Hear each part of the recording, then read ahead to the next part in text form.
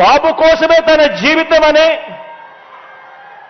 అందుకు అంగీకరించని వారిని తన పార్టీలో కూడా ఉండకూడదు అని, ఈ విషయంలో వేరే అభిప్రాయం కూడా ఉండదు అని, తన పార్టీ నుంచి వాళ్ళు వెళ్ళిపోవచ్చు కావాలంటే అని చెప్పి కూడా తన సభల్లో ఉపన్యాసాలు ఇచ్చేవాడిని బహుశా ఎవరిని మనం చూసుంటాం, ఒక్క ఈయనను తప్ప.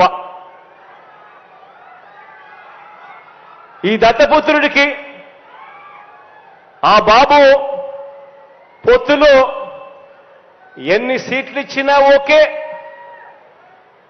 ఏ సీటు ఇవ్వకపోయినా ఓకే.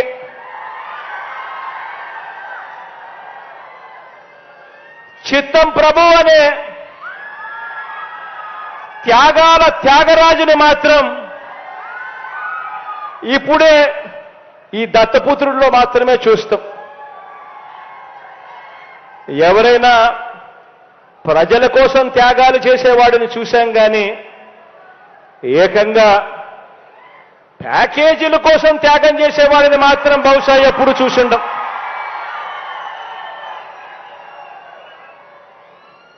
ప్యాకేజీల కోసం తన వారిని త్యాగాలు చేసే ఈ త్యాగాల త్యాగరాజును మాత్రమే చూసింటాం. మరో విచిత్రం కూడా చెప్పాలి. మరో విచిత్రం ఏమిటనంటే,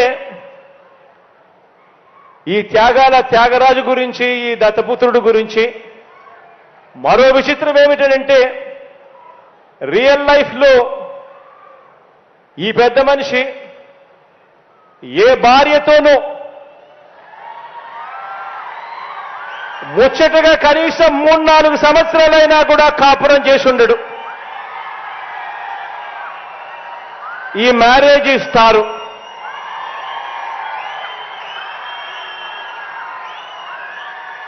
ఆడవాళ్ళను కేవలం ఆట వస్తువులుగా మాత్రమే చూస్తూ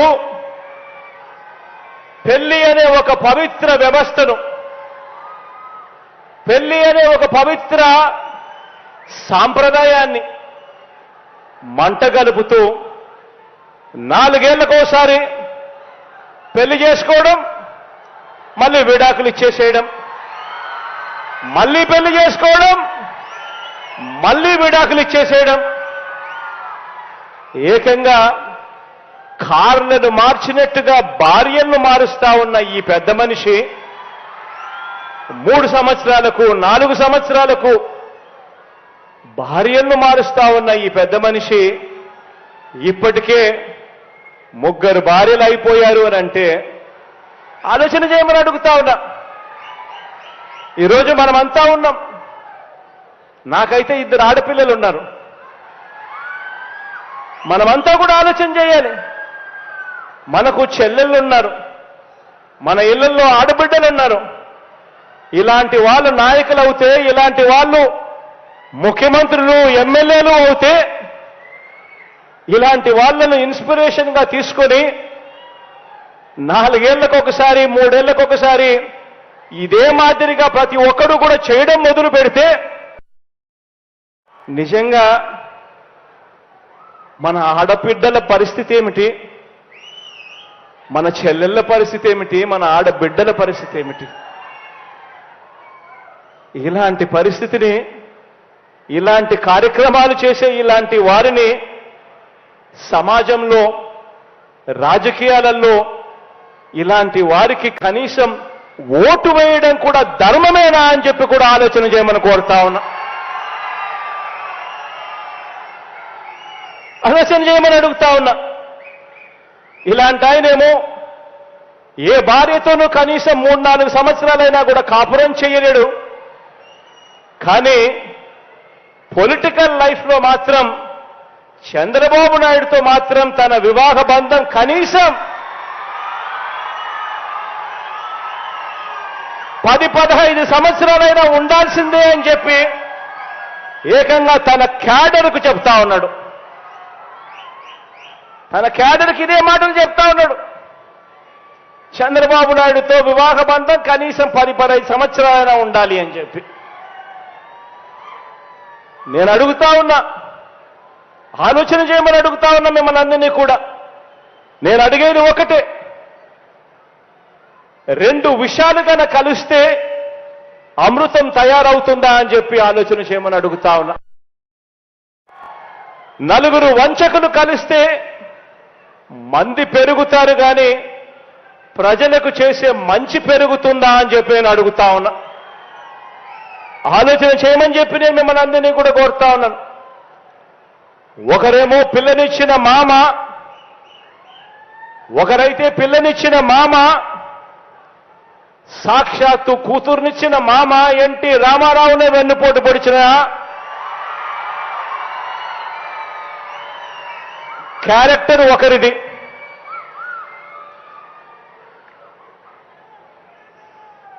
ప్రతి ఎన్నికల్లోనూ ప్రజలకు రంగురంగుల మేనిఫెస్టో చూపిస్తారు. ప్రతి ఎన్నికల్లోనూ ఆ తర్వాత ఎన్నికలు అయిపోయిన తర్వాత ప్రజలను మోసం చేస్తా ఉన్నారు.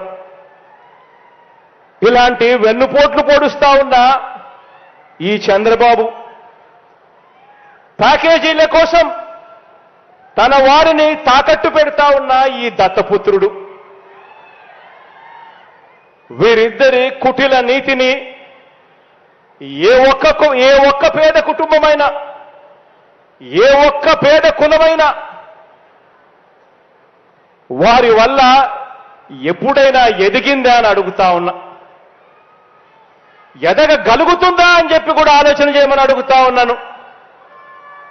ఇటువంటి క్యారెక్టర్ లేని, విశ్వసనీయత లేని ఇలాంటి వ్యక్తుల పరిపాలనలో ఏదైనా ప్రజలకు మంచి ఎప్పుడైనా జరుగుతుందా అని అడుగుతా ఉన్నాను. ఆలోచన చేయమని అడుగుతా ఉన్నా. వీరి చరిత్ర మరికొంత వివరంగా కూడా, వీరి చరిత్ర గురించి మరికొంత వివరంగా కూడా చెప్తాను. చంద్రబాబు ఈ మనిషి వయసు 75 సంవత్సరాలు. 14 సంవత్సరాలు ఈయన ముఖ్యమంత్రిగా పనిచేశాడు. 3 సార్లు ముఖ్యమంత్రి అయ్యాడు.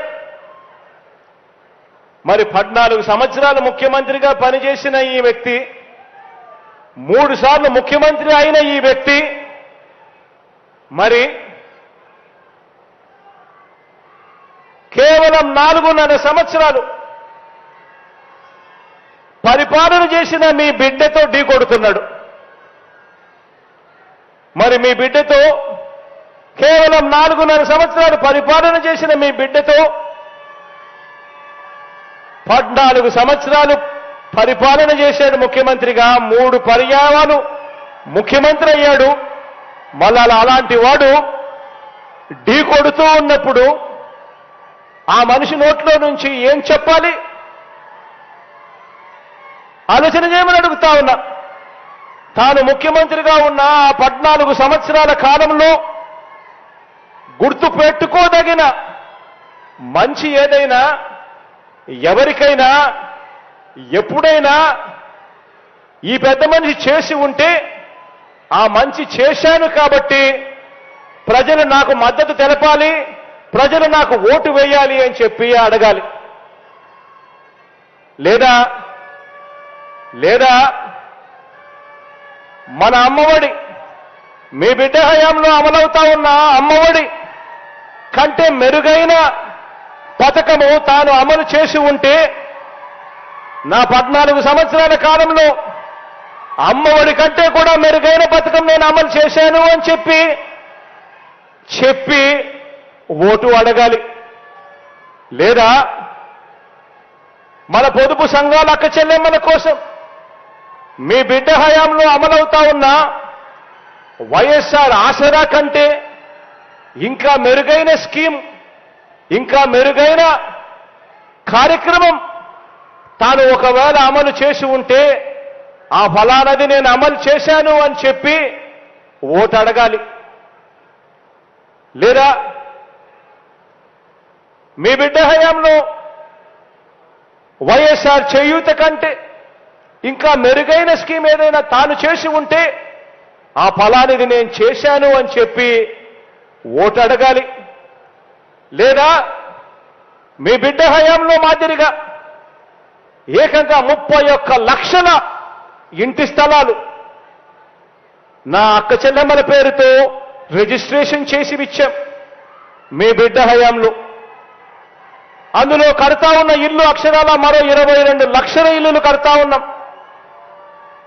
ఇంతకన్నా ఇంకా మెరుగైన కార్యక్రమం ఆయన ముఖ్యమంత్రిగా ఉన్నప్పుడు 14 సంవత్సరాలు ముఖ్యమంత్రిగా ఉన్నప్పుడు 3 సార్లు ముఖ్యమంత్రి అయ్యుండి కూడా తాను చేశాను, ఇంతకన్నా మెరుగైన కార్యక్రమం చేశాను అని చెప్పి ఓట్లు అడగాలి.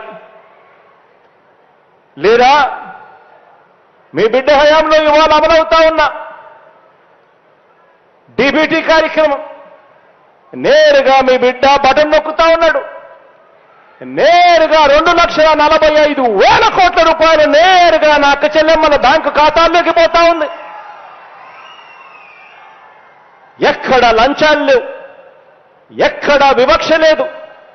నేరుగా నీ బిడ్డ బటన్ నొక్కుతా ఉన్నాడు. అక్క చెల్లెమ్మల కుటుంబాల బ్యాంకు ఖాతాల్లోకి ఏకంగా 2,45,000 కోట్ల రూపాయలు పంపించాం ఈ 55 నెలల కాలంలో. ఇలా తాను కూడా 14 సంవత్సరాలు ముఖ్యమంత్రిగా ఉంటూ తాను ఎన్ని బటన్లు నొక్కానని చెప్పి, ఎంత డబ్బులు ప్రజలకు ఇచ్చానని చెప్పి ఈ బాబు ఏ గ్రామంలో అయినా రచ్చబండ దగ్గర నిలబడి తాను చెప్పగలడా అని అడుగుతా ఉన్నా. ప్రజల బ్యాంక్ స్టేట్మెంట్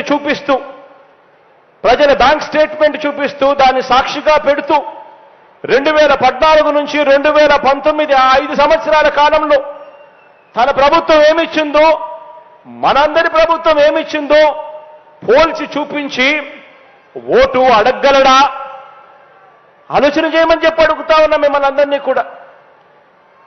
కుప్పంలో అయినా సరే, ఏ ఇంట్లో అయినా సరే తాను వచ్చి ఛాలెంజ్ స్వీకరించి ఓటు అడగగలడా అని అడుగుతా ఉన్నా. చంద్రబాబు అడగలేడు. కారణం ఏమిటో తెలుసా? ఎవరికి కూడా తాను 14 ఏళ్ళు ముఖ్యమంత్రిగా ఉండి కూడా ఎవరికి కూడా తాను మంచి చేసిన చరిత్ర లేనే లేదు కాబట్టి అడగలేడు. ఇలాంటి వ్యక్తి ఈ మధ్య ఏదో పాదయాత్ర ముగింపు సబాట, మీరందరూ కూడా వినే ఉంటారు, చూసే ఉంటారు. ఈ మధ్య ఏదో పాదయాత్ర ముగింపు సబాట, అందులో చంద్రబాబు మాట్లాడాడు. నేను ఒకటే అడుగుతా ఉన్నా, ఇదే పెద్ద మనిషి చంద్రబాబు నాయుడిని అడుగుతా ఉన్నాను, మీ అందరినీ కూడా ఆలోచన చేయమని కోరుతూ అడుగుతా ఉన్నా. కుప్పం నుంచి ఇచ్చాపురం వరకు మీ ఇష్టం, ఏ గ్రామాన్నైనా తీసుకోండి.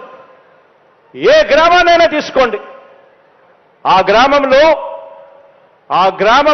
గ్రామ సచివాలయం ఎవరు పెట్టారు అనంటే గుర్తుకొచ్చేది మీ జగన్.